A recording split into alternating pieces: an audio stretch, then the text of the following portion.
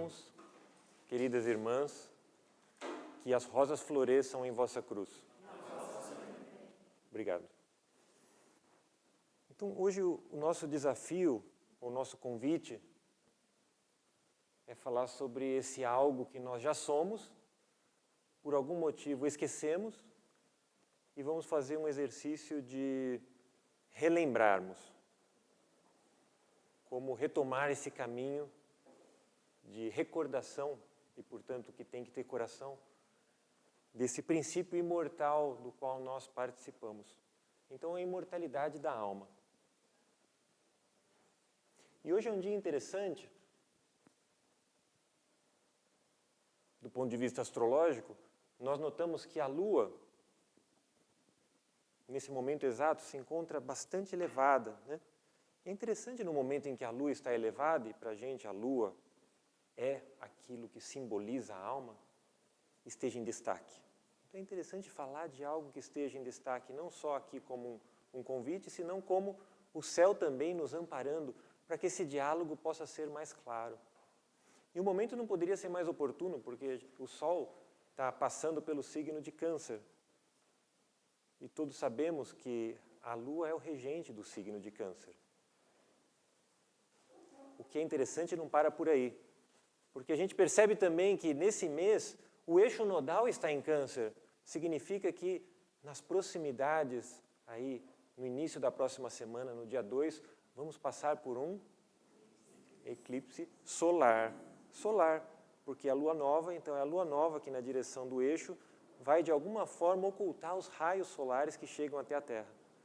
Isso é muito interessante, porque imaginem só uma situação canceriana de eclipse solar, ou seja, a Lua é iluminada no seu lado oculto. Aquilo que nunca vem à nossa visão é plenificado pela luz do Sol. Então, esse é um convite claro do próprio céu, no sentido de nos convidar a imortalizar a alma, a iluminar aquilo que até então nós temos como oculto, como escondido. Então é muito interessante observar como o céu nos dá um respaldo daquilo a partir do qual nós vamos falar, nós vamos discutir aqui nesse breve encontro. Próximo, David.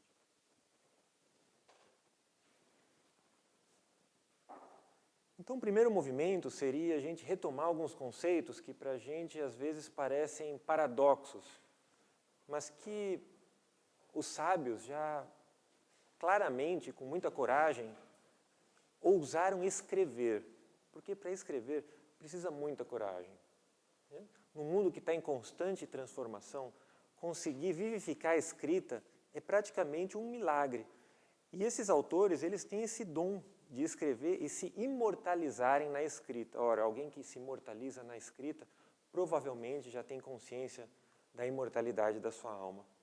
E, de fato, Agostinho, Santo Agostinho, fala o seguinte: a vida não é mortal. A morte é que é vital. Parece um paradoxo, né? E eu acho que a gente que se encontra aqui hoje deve ter uma consciência plena do que ele quer dizer. Nós, estudantes, sabemos do que ele quer dizer, né? Aliás, a gente poderia até parar aqui agora e eu perguntar para vocês, se eu tivesse esse poder de dizer que até a semana que vem vocês não estariam aqui mais, vocês estariam mortos, vocês ainda assim estariam aqui hoje? Hã?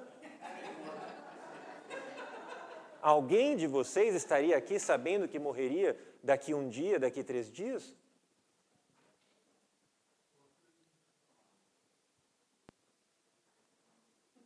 Alguém? O Oswaldo disse que nem morto. E vocês? Essa resposta é fundamental para atravessar esse portal de possibilidade de entrar em relação com uma ideia de imortalidade. Porque se eu estiver num lugar que não seja aquele que faz o maior sentido na minha vida e que eu poderia morrer no minuto seguinte, eu estou no lugar errado. E esse é um grande problema da sociedade moderna. As pessoas estão no lugar errado. Ou seja, elas estão fazendo algo para que algo aconteça depois. Elas não estão fazendo algo porque aquilo é o mais fundamental a ser feito.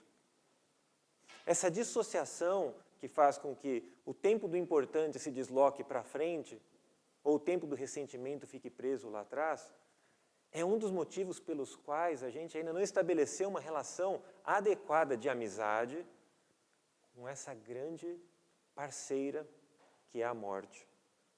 Porque a morte, de fato, ela é uma grande professora e uma grande amiga. E ela está sempre perto de nós para tentar estabelecer esse diálogo. Veja, ninguém está falando de algo mórbido, senão de algo que é o próprio princípio da vida, que é fluxo e, portanto, transformação. Olha o que o Sêneca fala.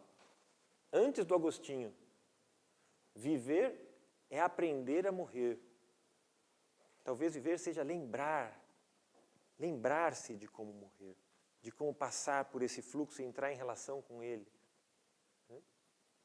O próximo. Aqui começa a nossa grande questão, né? A relação que a gente estabeleceu num momento em que a gente habitava um espaço de imortalidade e, apesar da advertência de evitar o fruto da árvore do conhecimento que Fósforos nos oferecia, aqui vocês veem Fósforos enrolado na árvore, Fósforos em grego, Lúcifer em latim, oferecendo um convite que se contrapunha a uma sugestão. Esse é o princípio da inimizade com a morte, a tentativa de se apropriar de algo que esse ser já havia feito na sua onda evolutiva anterior enquanto estado de humano e nos convida, enquanto humanos, a adentrar o mesmo recinto. E a gente topa. Aqui a gente, de algum modo, na medida em que a gente prova desse conhecimento, e a gente gosta de conhecimento até hoje, né? A gente gosta de ler. Você viu quanto livro tem aí para a gente ler, para aprender? Ocultismo, né? A gente adora ler, saber, para poder repetir, ensinar aos outros, né? Então, todo esse saber, ele é um saber que, de alguma forma, nos afasta desse princípio extremamente vital, que é o princípio da morte. Que é um princípio que está muito mais vinculado ao não saber e que, portanto, me torna permeável, me torna manso, me torna um ser passivo de entrar em comunhão com outros seres e que me afasta, de fato, de algo. Esse princípio de afastamento e de individualidade, que foi fundamental para que a gente alcançasse o grau de consciência que a gente tem hoje e que a gente possa ir além dele, é aquilo que, de alguma forma, vela a possibilidade de uma amizade franca com essa irmã. E vocês já vão pensando quem disse que ela é uma irmã, que depois vai ter chamado oral no final aqui. Aqui está a árvore do conhecimento, mas aqui, é curioso, aqui embaixo também, você vê como essas coisas são, né? Também está aí a árvore da vida. Está escrito aqui, a árvore da vida. Vocês estão lendo aqui? Está escrito. Não precisa. Olha que interessante. A árvore da vida não foi proibida. A advertência foi dada quanto a outra árvore. É muito curioso isso, né? E aí, essas árvores, depois a gente vai perceber, se a gente meditar, observar um pouco a mitologia bíblica, entrar numa relação viva com a palavra, porque a relação viva com a palavra, ela começa a nos contar algo. Independente da gente ler, ela começa, olha, tem aqui uma coisa que você não viu. Parece conversa estranha, né? Mas, de fato, essas coisas acontecem. A palavra que você lê, se você a mantém minimamente presente à sua volta, se você não acha que você já possui e colocou no bolso, de tempos em tempos ela toca no seu ombro e fala, olha, tem uma coisa que você não me leu direito. E essa questão da árvore da vida e da árvore do conhecimento tem umas coisas interessantes. Por quê? Na árvore da vida, no momento em que a gente sai dessa situação edênica, etérica, o que seja, é colocado um guardião. Tem um guardião lá na árvore da vida. Quem que é esse guardião que depois vai proteger lá a entrada? Que dá para a árvore da vida? Vocês que são expertos em mitologia bíblica. Um querubim. Olha que curioso, um querubim. Um ser hierarquicamente vinculado à hierarquia de Câncer. A hierarquia que porta a alma. Ou seja, para que a gente entre em relação com essa árvore da vida, a gente precisa restabelecer a dignidade para adentrar um espaço que nós escolhemos não estar. E para chegar nesse querubim, nesse guardião, parece que a gente tem que passar ainda por um outro, que chama o guardião do umbral, anjo da morte, seres elementais, o que seja, mas que diz respeito a todo um campo trevoso que nós desenvolvemos no nosso interior, que nos afasta da possibilidade de um conhecimento vivo. Tudo isso diz respeito ao egoísmo, tudo isso diz respeito a quando eu acho que eu sou melhor que o outro, tudo isso diz respeito a todo o estado em que eu não estou disponível para entrar em relação com. Toda essa feiura que eu vou construindo e se torna, de acordo com o que a fraternidade convida, com o aspecto de um guardião que é terrível, terrível para cada um, porque ele é feito justamente de tudo aquilo que a gente faz e acredita que esteja fazendo da melhor forma. É ele que tem que ser vencido minimamente para que a instância da imortalidade seja compreendida ou vivenciada. Né? Então guardem esses nomes. O guardião do umbral, o anjo da morte, as moiras, Thanatos. Olhem para essa mitologia e vivenciem essa mitologia um pouco para ver como que a morte se aproxima em termos de estabelecer um diálogo e lhe lembrar que ela é uma aliada e não uma inimiga. E esse querubim, ele também tem uma espada flamejante, né, que impede a entrada, não é? O que seria essa espada flamejante? Não faço a mínima ideia. Eu sei que a espada flamejante, para nós que somos humanos e estamos em relação com o conceito de espada, a gente entende como algo que diz respeito a uma luta e que pode ferir. Então, se é uma espada flamejante de fato, ou é como a informação pode chegar até nós, a gente não sabe. Mas como espada, a gente percebe que é uma ferramenta que alguém usa para defender algo. Flamejante, de certo, ela é feita de fogo? Ela tem fogo? Certamente. Certamente ela tem fogo. Professor, chutar alguma coisa? Acho que essa espada está nos lembrando da própria coluna vertebral, que carrega um fogo interno e que é a que conduz, né, as energias para poder reavivar os centros superiores do cérebro. Claro que todo simbolismo tem N possibilidades de escuta, né? Sim. Essa é uma, Sim. Provavelmente. Acho que no estado que a gente se encontra é um simbolismo válido, lembrando que a gente está dentro de um corpo perecível, e se é um simbolismo válido, ele pode ser uma armadilha também. Mas se assim a gente pode entender hoje, eu acho que é muito válido a gente poder olhar para isso e deixar isso minimamente solto. Todo conhecimento absoluto é uma forma de inimizade com a morte. Porque o conhecimento também tem que ser permitido estar em desenvolvimento.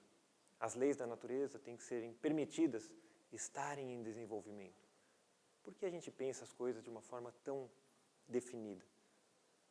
Porque a gente tem medo, porque a gente precisa de apego, porque a gente é carente. Então a gente quer certezas para poder entender onde a gente está. Porque a gente está preso ao tempo. A gente quer um antes e um depois, a gente quer isso porque aquilo. A gente não está disponível. Desenvolver essa disponibilidade na relação com a temporalidade presente é o fundamento da imortalidade. Quando a gente fala, parece só uma falação, porque a gente não faz nem ideia do que seja isso. Apesar do pessoal já ter passado por aqui e ter dado uns toques na gente. Mas como a gente é bem lerdo, né? A gente não precisa se desesperar. Só entender que essa lerdeza faz parte do nosso ser e olhar para ela. E ver se é possível a gente fazer algo com ela, se vale a pena a gente fazer algo com ela. O próximo, por favor, David. Então, Mário de Sá Carneiro é um bom exemplo para a gente, esse poeta português, para, com a sua própria vida, nos dar uma perspectiva dessa dificuldade que a gente tem no estabelecimento de uma relação de vida com a morte. Porque é um poeta curioso, ele faz uma opção muito pouco ortodoxa. Aos 25 anos, o que ele faz aos 25 anos, pessoal?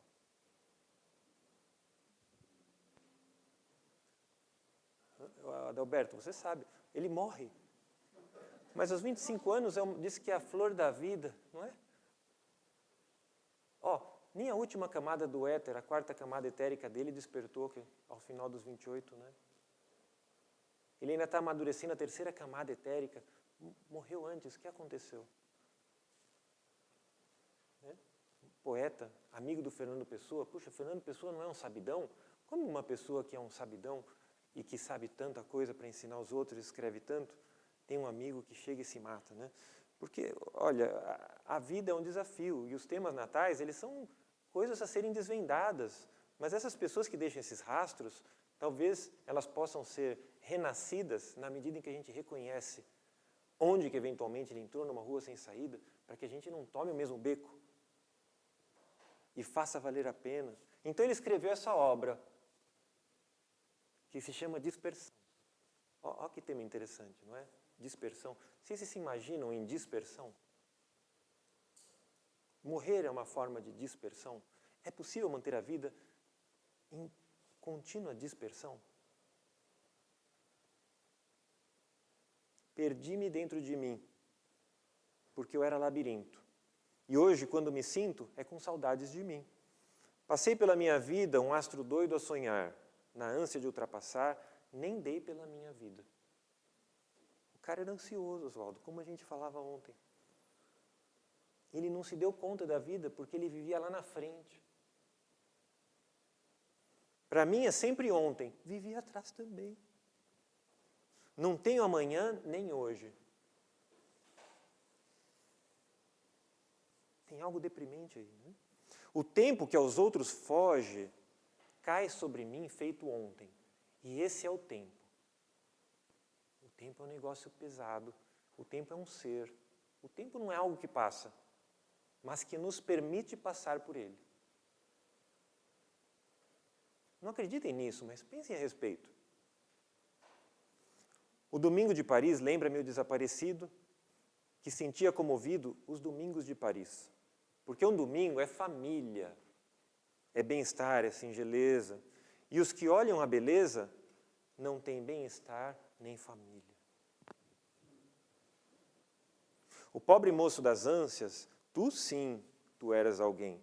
E foi por isso também que te abismaste nas ânsias. A grande ave dourada bateu asas para os céus, mas fechou-as, saciada, ao ver que ganhava os céus. A imortalidade não é um desprezo pela dimensão física, senão o estabelecimento da relação daquilo que está em cima com o que está embaixo. A vida não é algo simplesmente para ser mascata e cuspida, mas incorporada ao alto. Esse voo ao alto que muitas vezes a gente faz nos desconecta desse plano terreno.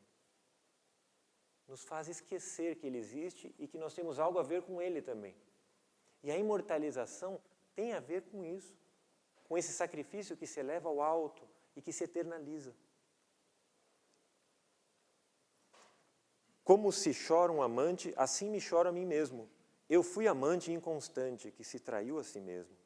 Não sinto o espaço que encerro, nem as linhas que projeto. Se me olho a um espelho, erro. Não me acho no que projeto. A mente é um espelho. Regresso dentro de mim, mas nada me fala, nada. Tenho a alma amortalhada, sequinha dentro de mim. Não perdi a minha alma, fiquei com ela perdida.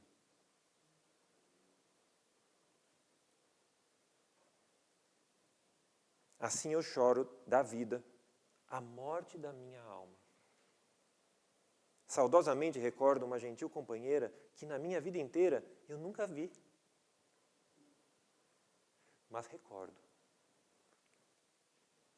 A sua boca doirada e o seu corpo esmaecido em um hálito perdido que vem na tarde doirada. As minhas grandes saudades são do que nunca enlacei. Ai, como eu tenho saudades dos sonhos que não sonhei.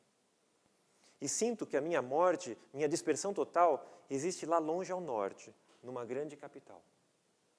Vejo o meu último dia pintado em rolos de fumo e todo azul de agonia, em sombra e além de sumo. Ternura feita saudade, eu beijo as minhas mãos brancas, sou amor e piedade em face dessas mãos brancas. Tristes mãos longas e lindas que eram feitas para se dar, ninguém mais quis apertar, tristes mãos longas e lindas. Eu tenho pena de mim, pobre menino ideal, que me faltou afinal um elo, um rastro, ai de mim. Desceu-me na alma o crepúsculo, eu fui alguém que passou, serei, mas já não me sou. Não vivo, durmo o crepúsculo. Álcool de um sono outonal me penetrou vagamente, a difundir-me dormente em uma bruma outonal. Perdi a morte e a vida. Perdi a morte e a vida. E louco não enlouqueço. A hora foge vivida. Eu sigo-a, mas permaneço. Castelos desmantelados, leões alados sem juba. É interessante que ele escreve isso na plenitude da sua vitalidade. E a gente percebe um tema natal interessante, né? Com Sol em Touro e ascendente em Libra. Mas a gente nota que, além disso, o regente do ascendente e o regente do Sol está em conjunção com o nó do norte, ou seja, é um ser que, a princípio, deveria ter um foco profundo na direção que deve seguir. O regente do ascendente está em conjunção com a ponta da bússola. Ele não deve se perder, né? Mas essa Vênus rege também a casa da morte. É regente da casa 8. Então a vida dele tem algo com nos ensinar sobre essa morte ou morrer. E a Lua está em Gêmeos, então ela está envolvida. Um princípio anímico está vinculado. E o Sol faz uma quadratura com Saturno, o que indica uma vida razoavelmente trabalhosa. Essa quadratura de Sol com Saturno, principalmente com Saturno em Leão, muito dificilmente não vai tentar minar a alegria e a vitalidade e a leveza de um ser. Então, como lidar com isso com leveza, tratando da questão da morte, sem envolver-se com ela profundamente ao ponto de ser tragado e não ter estabelecido um diálogo? Como? Você esbarrou na tomada, alguma coisa assim? Não?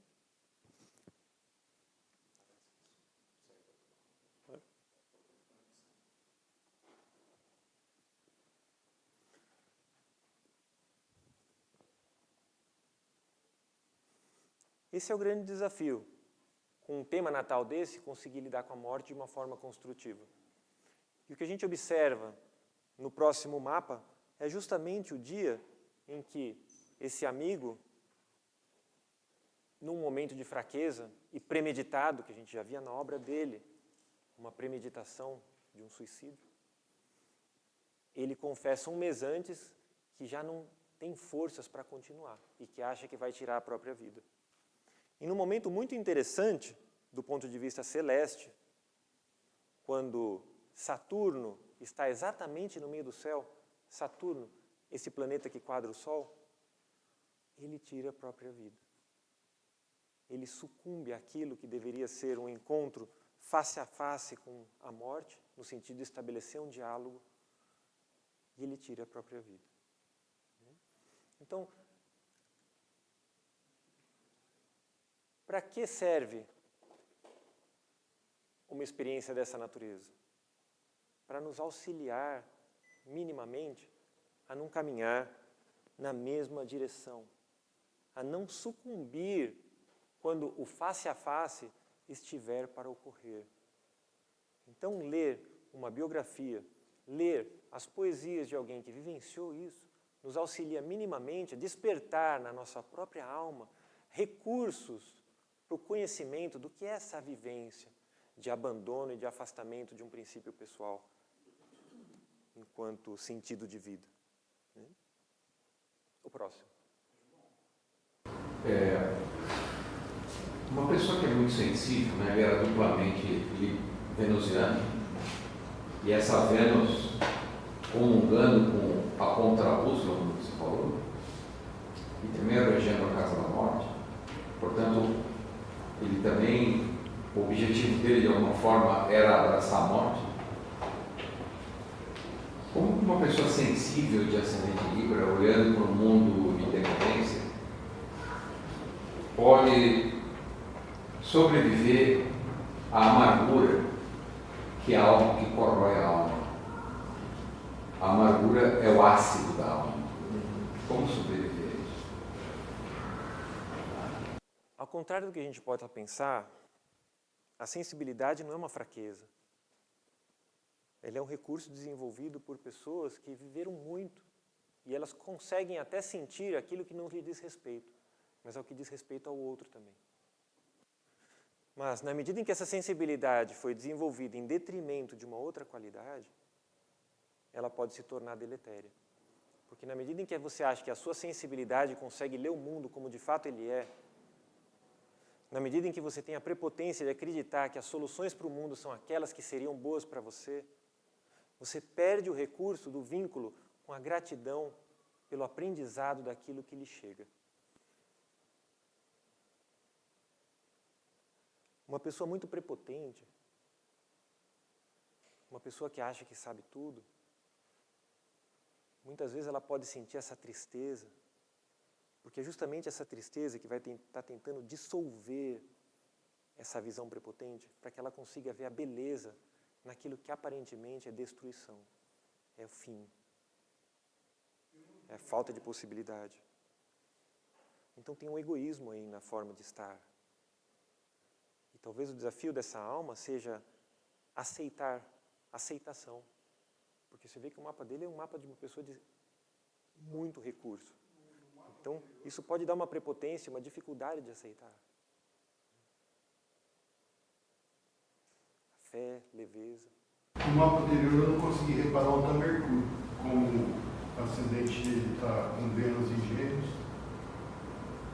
Onde você acha que está Mercúrio? Dele? Se o Sol está em Touro, a Vênus está em Gêmeos, onde você acha que está Mercúrio? Provavelmente no caso seria em Áries, porque ele não raciocinou muito bem. Se tivesse em Gêmeos, você acha que ele não teria essa... Volta. Vamos ver. Mercúrio em Gêmeos. E próximo a Vênus, né? Você vê que é armadilha, né? Eu já ouvi de um estudante daqui dizendo que 80% seria o ascendente com esse regente nessa casa em Gêmeos. Tem peculiaridades e excentricidades, e às vezes o corpo físico ele não está apto a vibrar em determinadas frequências. Você vê que ele tem Urano no ascendente, então a gente não sabe até que ponto que esse veículo foi exigido, enquanto a possibilidade de fazer um trabalho de extrema transcendência, mas que se manifestou num trabalho de um apego à imanência e de que realmente a solução estaria nela. Esse pessoal é muito doido, né? Esse Fernando Pessoa, esse Mário de Sá Carneiro. Acho que é tipo de nota, que Plutão vai definir o modo da morte dele, faz quadrado com Saturno, né? Que representa suicídio, né? E ao mesmo tempo faz uma oposição a Marte, né? Que representaria também uma violência com o mundo externo. Poderia ser assassinado ou se matar, estaria nessas duas posições. Né? Que nervosa essa oposição, né, Adalberto?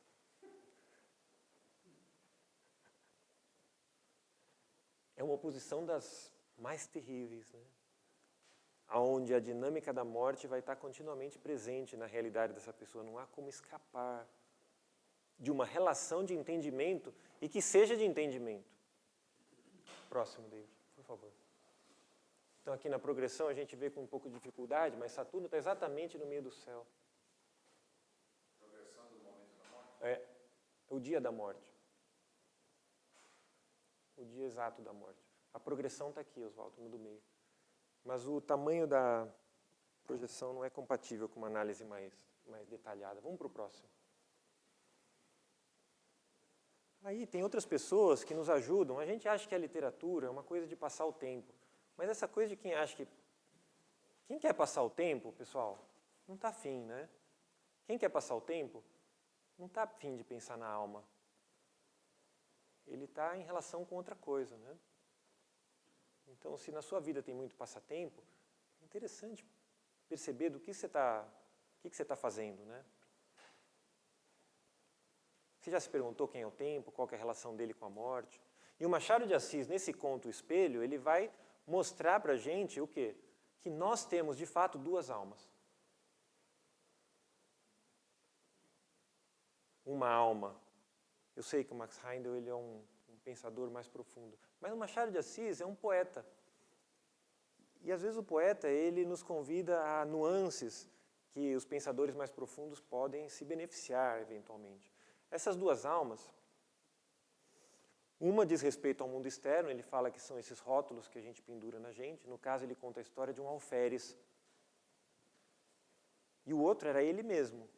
Existe o alferes, existe ele. É como se fosse uma alma externa e uma alma interna. E que uma das formas que a alma se perde é quando essa alma externa começa a se manifestar em detrimento da alma interior. E ele vive uma determinada situação em que esse alferes, que é um título que ele recebe num determinado momento, começa a ser exaltado por todos aqueles que estão à sua volta. Ele começa a ser elogiado, nossa, mas o senhor é o alferes. Não sei. E ele começa a perceber que o alferes começa a crescer desproporcionalmente ao ser que o compõe de fato, do qual ele começa estranhamente a se esquecer. E ele se identifica num determinado momento 100% com o alferes. De forma que uma vez ele vai se olhar no espelho e ele não se reconhece bem logo depois de tomar banho. Ele só se reconhece depois que ele veste a farda de alferes. Então ele sabe quem ele é. A alma dele morria porque o exterior se apropriava dela. Então, por favor, chegando em casa hoje, internet, domínio público. Machado de Assis, O Espelho. O próximo. Mas aí, para quem acha que Machado de Assis é bobinho porque é brasileiro, lê o Goethe então, quem acha que Machado de Assis. Porque o Goethe ele vai falar alguma coisa parecida nesse trecho do Fausto que a gente muito ricamente visitou recentemente em outro encontro. O que ele propõe para a gente? Olha só, o Goethe fala de duas almas também. É um malucão esse Goethe, Adalberto. Olha só. Por um só impulso de astúcia, tu estás dominado. Inconsciente do outro ainda estás. Olha como parece a face oculta. Duas almas moram dentro do meu peito. Ele falou, olha que coragem. E falou onde elas moram ainda. Que loucura, né? E aí lutam por um indivisível reino. Machado de Assis deve ter se encontrado com Goethe. Mas não foram contemporâneos, né? Talvez almas que se esbarraram. Uma aspira pela terra com vontade apaixonada. O alferes. E a íntimas entranhas está ligada. Acima das névoas, a outra aspira de certeza com ardor. Sagrado por esferas onde reine a pureza. Então, esse diálogo entre as almas precisa minimamente ser estabelecido, porque se a gente está aqui no estado que a gente se encontra, alguma coisa aqui pede redenção, pede participação, pede comunhão, pede elevação.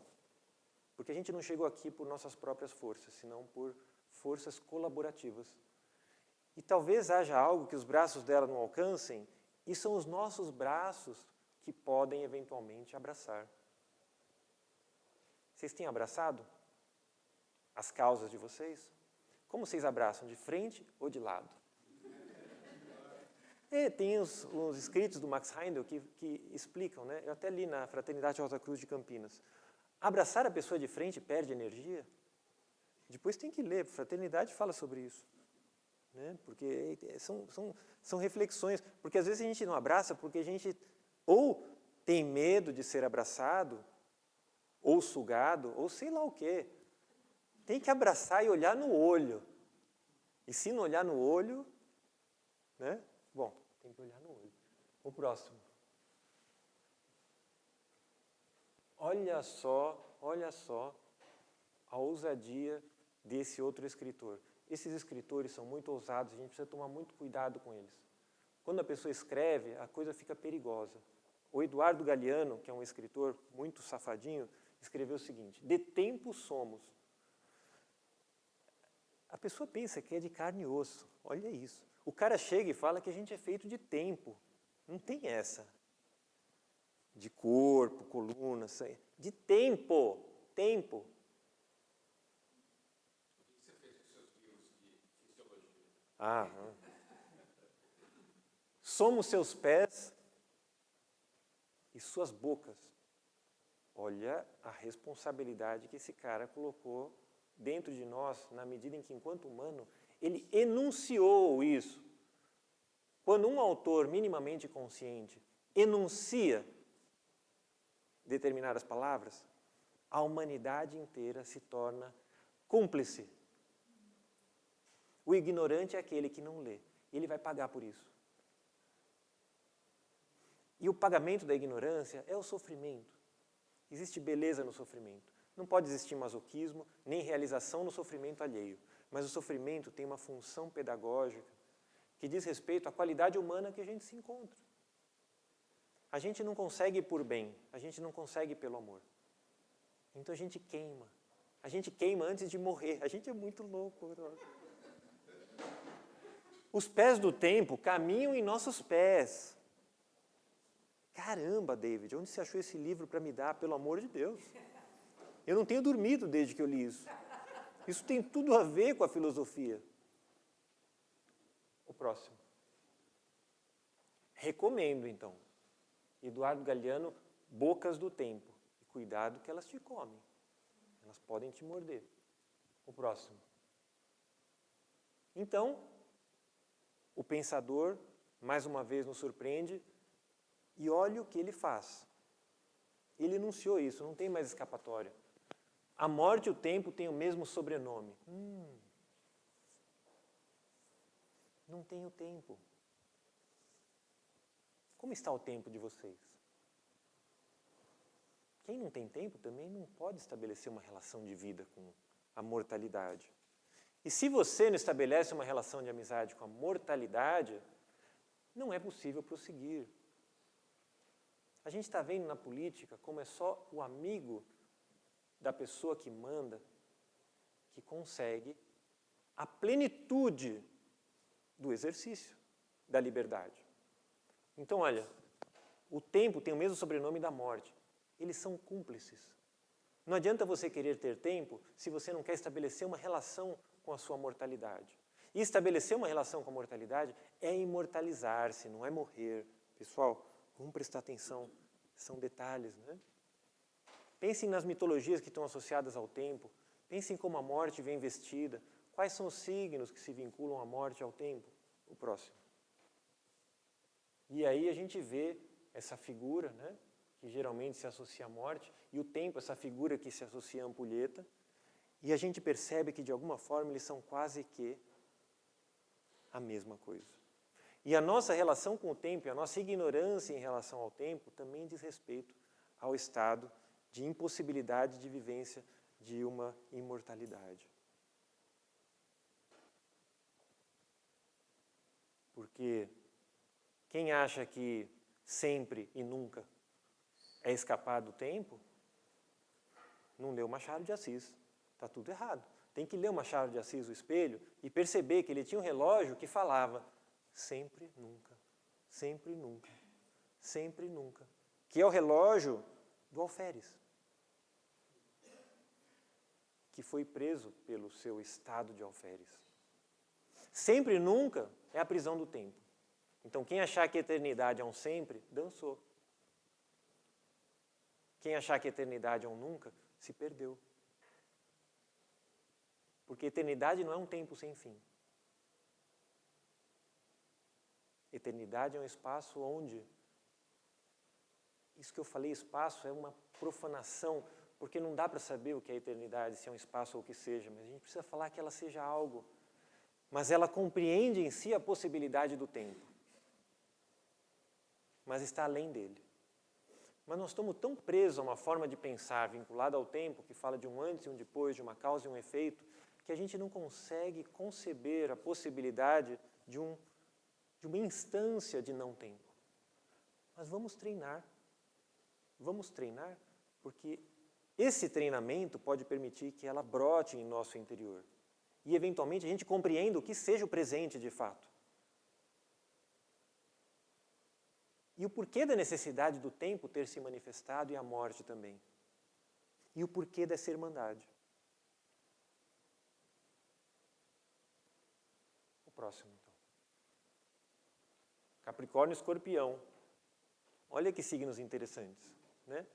O Capricórnio, às vezes, tem aquela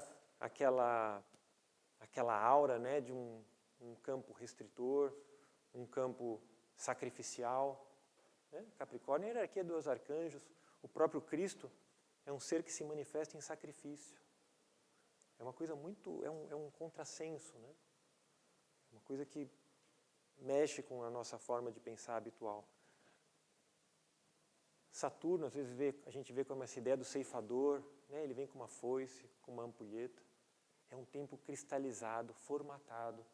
E Escorpião, nem se diga. Regente Plutão, é o reino do Hades.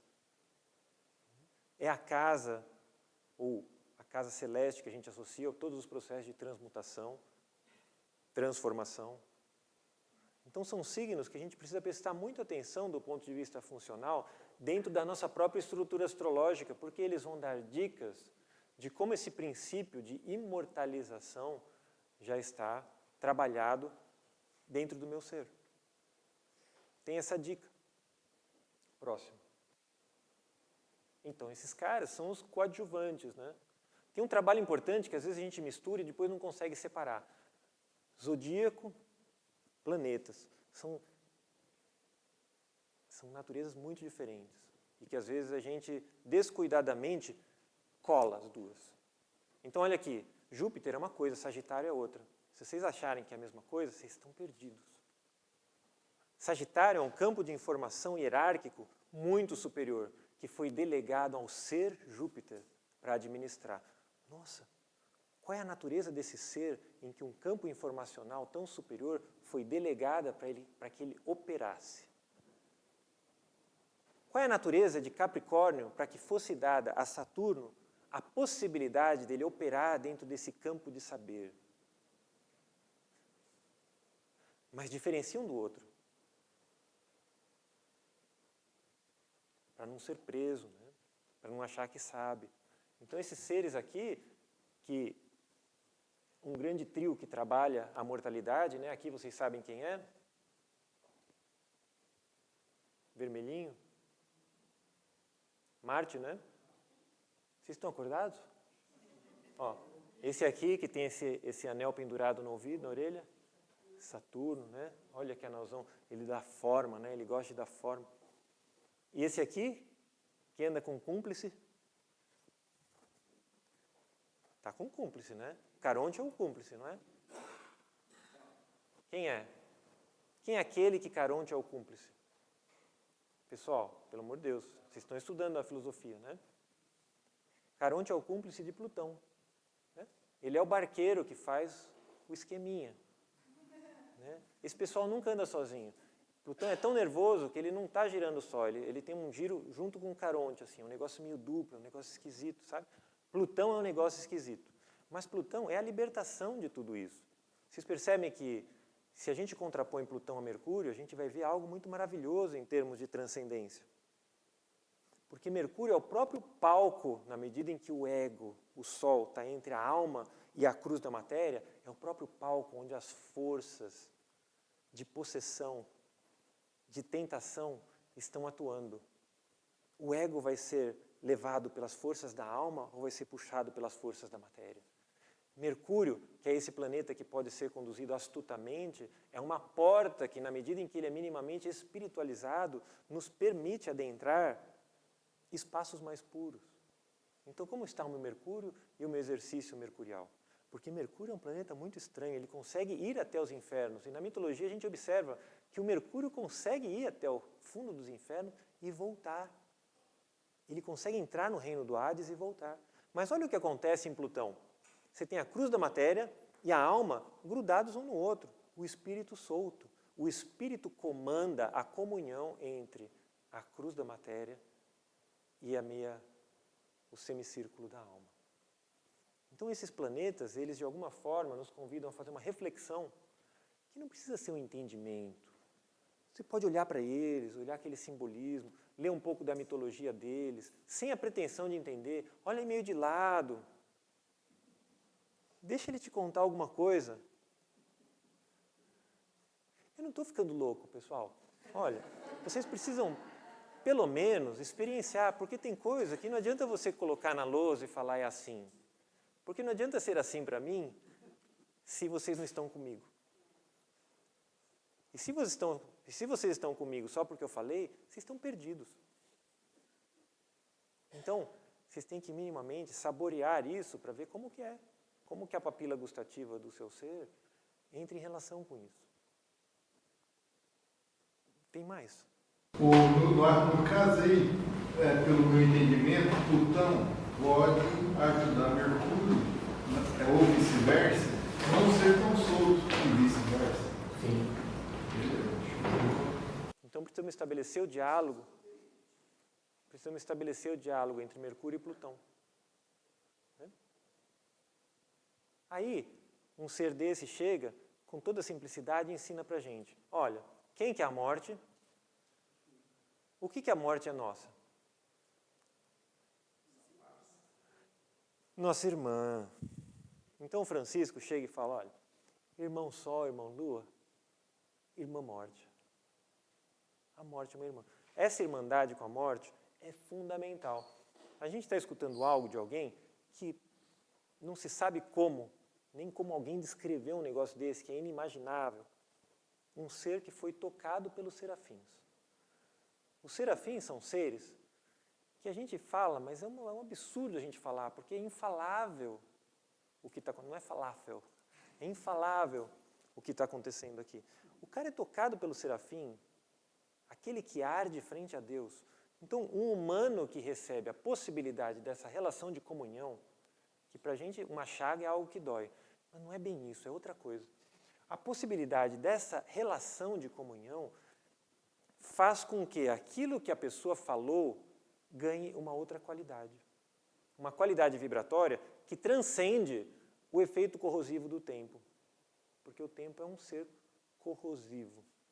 E a transcendência desse efeito é que faz com que o conhecimento se sustente temporalmente sem que ele seja esquecido, sem que ele se torne velho. Né? Ele se tradicionaliza, ele não se convencionaliza. O convencionalismo é o que faz com que as coisas envelheçam. O tradicionalismo é o que faz com que as coisas se vivifiquem. A tradição não é algo morto que se repete, é algo vivo que se renova. Francisco, né?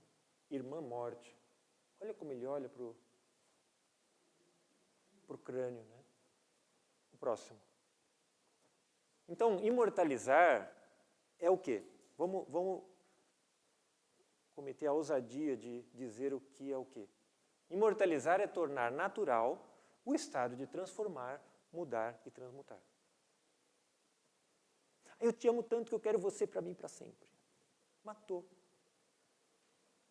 Eu te amo muito. O cara confunde amar com gostar, pessoal. Eu quero que esse momento nunca acabe. Morreu.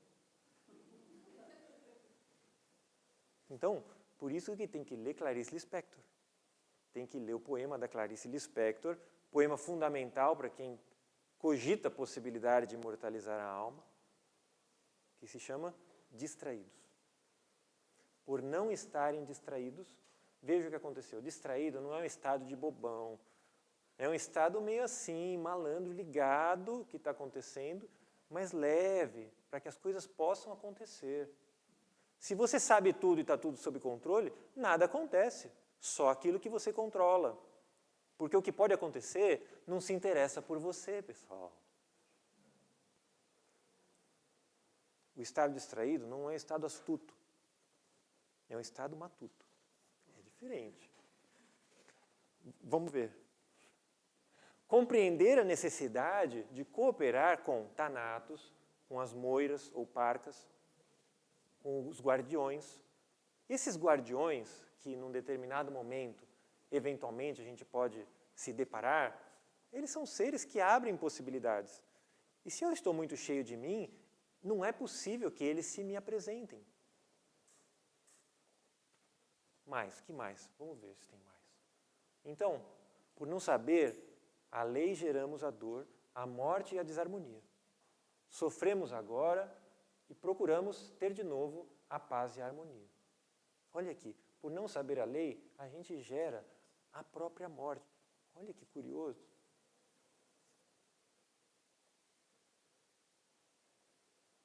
Então, talvez conhecer a lei seja um princípio de imortalização da alma.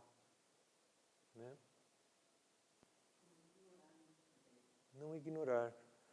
Compreender que a lei pode ter um modus operandi funcional de campos de influência. Né? A lei aqui pode ser uma, mas talvez uma lei aqui seja diferente. Né? E é, porque quando a mulher que sangra toca a veste do Cristo, algo extremamente ilegal acontece. Tanto que ele não se conforma. Né? Quem me tocou? Tem alguém vendo, sempre tem alguém vendo. Mesmo quando não tem ninguém, tem alguém vendo. Né, Carla? Deus viu o que você escreveu.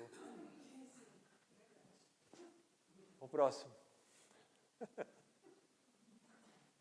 Apenas quando a humanidade atual, através do sacrifício do serviço, tiver atingido um estágio de evolução superior, as leis deixarão de atuar a partir de fora, pois estarão interiorizadas. Goethe, Machado de Assis. Próximo. Então, é fundamental que a gente conheça o mecanismo de operação da oitava casa e do signo de Escorpião. E não achar que é Escorpião e a oitava casa que está ligado à morte só. Flexibiliza a sua percepção. Qual é a oitava casa do signo de Escorpião, pessoal?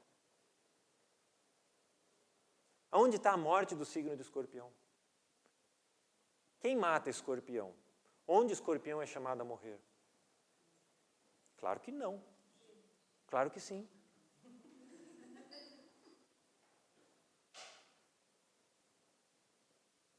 Gêmeos é a oitava casa de Escorpião. Então, Mercúrio tem esse vínculo com Plutão e não é por acaso, porque esse diálogo acontece já entre as hierarquias. E eles só são mensageiros do que essas hierarquias portam.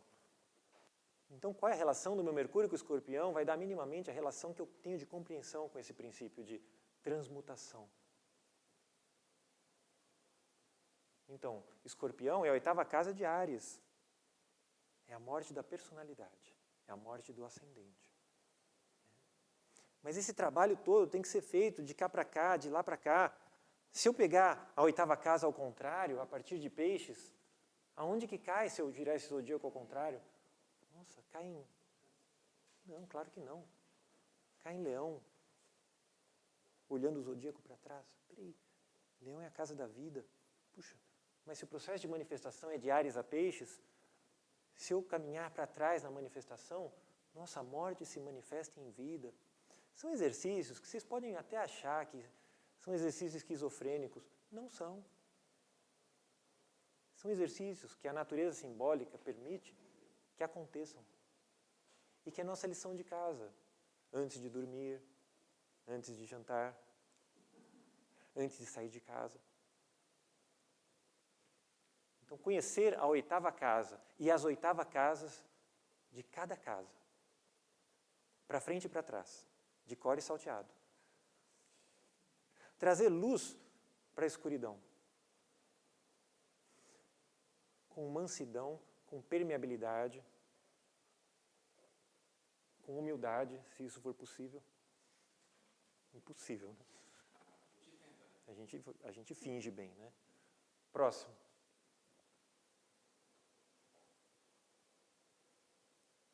Então, essa questão do corpo-alma é bem fundamental, né, que a filosofia traz e que acredito será falada ainda muito hoje. Compreender que a alma pode se tornar um corpo funcional que talvez o espírito precise dele para uma eventual manifestação. E que quando a gente fala de alma do ponto de vista da filosofia, a gente está falando desses dois éteres de natureza superior. Éter de luz e éter refletor. Éter luminoso e éter refletor. O éter luminoso, ele está ligado ao quê, hein, no nosso corpo? Deixa eu ver se vocês são estudantes mesmo, se vocês... Aos órgãos do sentido e às sensações? Que mais? Esse é o polo negativo. Vocês sabem que cada éter tem 2 polos, né? O negativo é aquele que é dado. O positivo é aquele que eu tenho que fazer.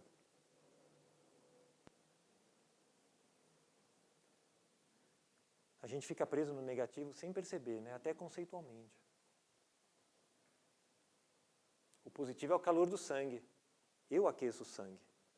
Para que eu realize algo, o Espírito se manifesta, aquece o sangue para que ele possa se apropriar do seu veículo. Vocês sabem sentir, não sabe? Ver, cheirar, escutar e aquecer o sangue, vocês sabem? Então vai aprender a aquecer o sangue. Temos que aprender a aquecer o sangue. Como é isso, né? No começo é só uma falação, mas tem que pensar no que isso pode se tornar, né? Éter refletor, o que ele faz? Esse último éter, ele faz o que no nosso corpo? A gente está falando de éteres que compõem aquilo que eventualmente possa ser uma instância do humano imortalizado enquanto instância anímica. O que o éter, a camada superior, mais superior dele, que é a camada refletora, faz? O que ela nos provê? Do ponto de vista negativo? Memória. Nós somos reféns das nossas memórias. A memória é um aspecto negativo do nosso ser. Um ser que tem muita memória, ele é um perigo para ele mesmo. Porque a memória é só um receptáculo de informação. E se a pessoa entrou em relação com algumas informações e não com outras? Essa pessoa que tem uma memória enorme vai lembrar do quê? Mais do mesmo. Se torna um cético, eventualmente um cientista de primeira linha. Porque ele é excelente naquilo que ele consegue fazer. Se olhar no espelho e falar, espelho, espelho meu. A memória, ela dá essa qualidade. E ela é fundamental. Mas qual é o aspecto positivo desse éter que a gente tem que desenvolver? Se é que a gente está falando a mesma coisa e quer imortalizar a alma. Mário de Sá Carneiro deu outra opção também. O que ele faz? Raciocínio. Ele ajuda a pensar. Ele está em conexão direta com as regiões frontais. Ele atua a partir do pensamento dentro da própria estrutura física.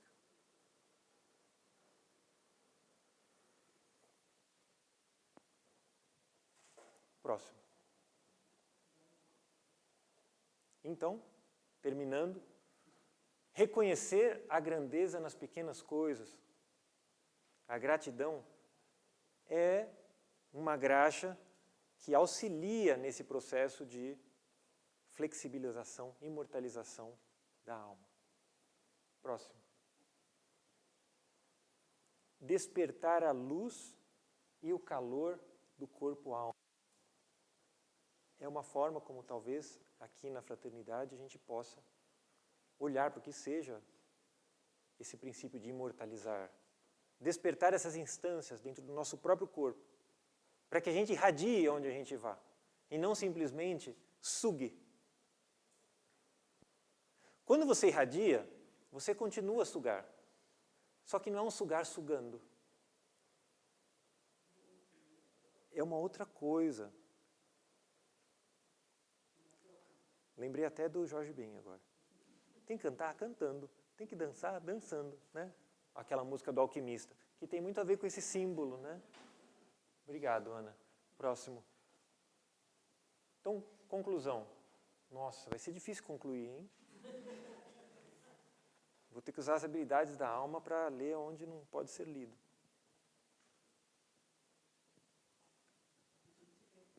Então, a alma é um do espírito. A alma é um órgão do espírito. Olha que loucura. E imortalizá-la é afinar ao espírito ao que lhe compete enquanto realização na região química do mundo físico, aqui. Se a gente pudesse racionalizar ao máximo o que seria essa imortalização, talvez essa pudesse ser a nossa última ousadia nessa fala. Valeu, pessoal.